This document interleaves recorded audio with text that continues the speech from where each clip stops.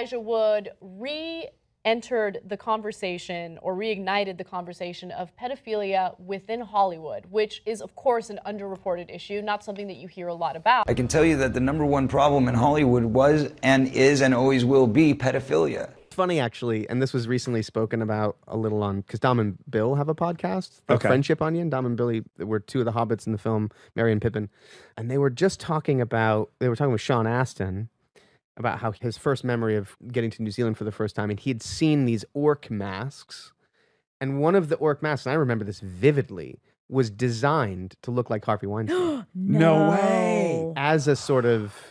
Yeah. Oh, wow. That's great. I think it's okay to talk about that now. Yeah. The guy's incarcerated. Yeah. Him. Elijah Wood went on the Sunday Times and said, Hollywood has an organized pedophilia problem, called the people running it vipers, said there's a darkness in the underbelly, and if you can imagine it, it's probably happened. The article ran on the front page. Within 48 hours, he took it all back, every word. Put out a carefully worded statement saying it was all a misunderstanding, that he has no first-hand experience, and that it was based on a documentary he'd watched. Then he went silent. And he has never spoken about it again. That was almost 10 years ago. Since then, Epstein files dropped, Weinstein convicted, Diddy convicted, and the documentary he referenced, Hollywood buried it so deep it made $200 at the box office. 200, not thousand. Dollars. Elijah Wood was right, and somebody made sure he stopped talking. The question is who called him in those 48 hours, and what did they say? Here's what makes this so much darker than a celebrity walking back a statement. Elijah Wood started acting at 8 years old. He grew up inside the machine. He knows what happens at those parties because his mother made sure he was never at one.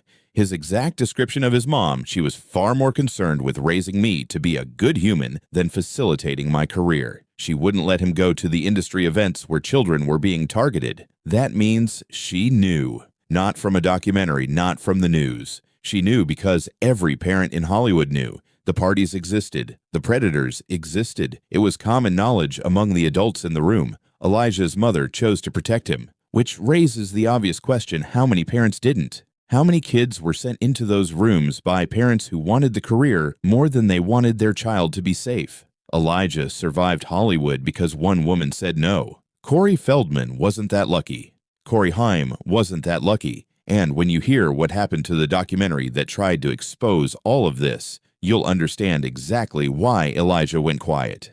The documentary Elijah referenced is called An Open Secret, directed by an Oscar-nominated filmmaker. It features 5 former child actors describing how they were sexually abused by managers, producers, and agents in Hollywood. It names convicted pedophiles who are still working in the industry after their convictions. One of them, the director of the Jeepers Creepers franchise, was convicted of raping a 12-year-old boy and filming it. Served 15 months. 15.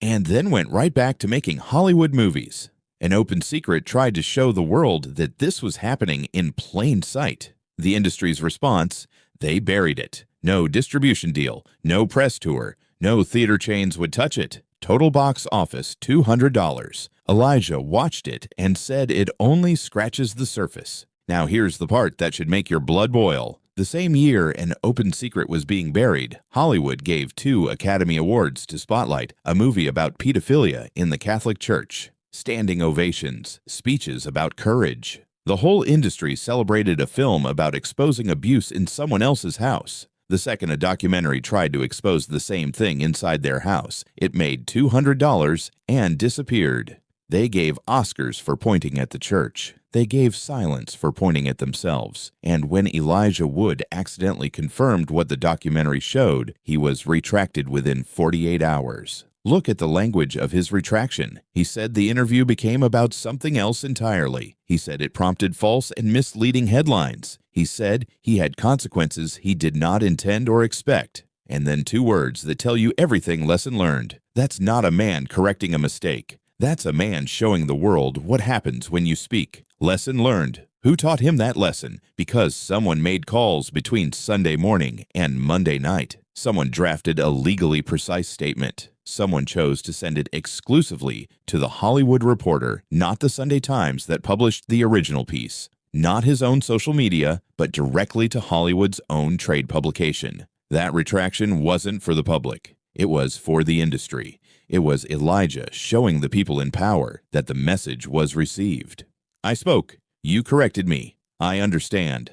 Lesson learned. And every single thing he described is now being proven in courtrooms. He said it was organized. Epstein's files confirm an organized network of abuse at the highest levels of power. He said there were vipers with parasitic interests. Diddy is serving 50 months for trafficking and racketeering after running an organized party system for decades. He said victims can't speak as loudly as the people in power. Monique has Tyler Perry on tape admitting he blackballed her, and she still lost 13 years of her career. He said if you can imagine it, it's probably happened. 50 Cent produced a Netflix documentary showing Diddy strategizing with lawyers days before his arrest and said other celebrities won't speak because they don't know which of their moments are on tape. Everything Elijah described in that interview is now confirmed. The Vipers are being named. The organization is being documented. The darkness in the underbelly is being dragged into courtrooms. Elijah Wood was 8 years old when he entered Hollywood. His mother kept him alive by keeping him away from the parties everyone knew about, but nobody would name. He grew up, watched a documentary the industry buried, and told a reporter the truth in a single interview. 48 hours later, he was corrected. Lesson learned. He never spoke about it again. But the people he was warning us about, they're in cells now. They're facing lawsuits. They're fleeing countries. And a documentary that made $200 is now being proven right by federal prosecutors with subpoena power. Elijah Wood was right all along. The only question left is who made that phone call and how many other people got the same lesson he did.